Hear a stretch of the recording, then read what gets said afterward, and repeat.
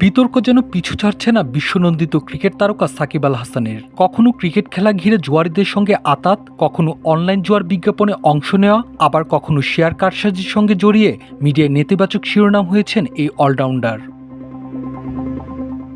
জনপ্রিয় এই ক্রিকেট তারকা আওয়ামী লীগের মনোনয়নে সংসদ সদস্য নির্বাচিত হওয়ার পরও সমালোচনার মুখে পড়েন। অনেক ভক্ত মুখ ফিরিয়ে নেন তার কাছ থেকে। এবার সাকিবের বিরুদ্ধে জ্ঞাত আয় বহির্ভূত সম্পদ অর্জন ও অর্থ পাচারের অভিযোগ অনুসন্ধানে নেমেছে দুর্নীতি দমন কমিশন দুদক। সুনির্দিষ্ট অভিযোগের ভিত্তিতে তাকে অনুসন্ধানের আওতায় আনা হয়েছে বলে আমার দেশকে জানিয়েছেন সংস্থাটির উপপরিচালক ও জনসংযোগ কর্মকর্তা আক্তারুল ইসলাম। সূত্র জানায় ৯ এপ্রিল দুদকের উপপরিচালক মাহবুবুল আলমকে প্রধান করে সাকিব আল হাসানের দুর্নীতির অনুসন্ধান বিষয়ক কমিটি গঠন করা হয়েছে। এই দলে কমিশনের সহকারী পরিচালক মোহাম্মদ আশিকুর রহমানও রয়েছেন।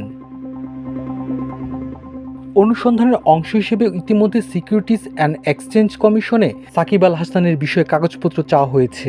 অনুসন্ধান ও যাচাই বাছাই শেষে অল্প সময়ের মধ্যে প্রতিবেদন জমা দেওয়া সম্ভব বলে জানিয়েছেন দুদকের এক উপপরিচালক।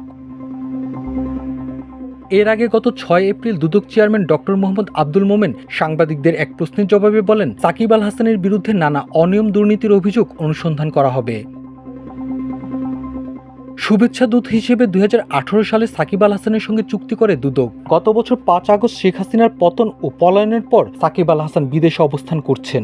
এর আগে সাকিবের সঙ্গে চুক্তিটি বাতিল করে দুদক। মাল্টিমিডিয়া ডেস্ক, আমার দেশ।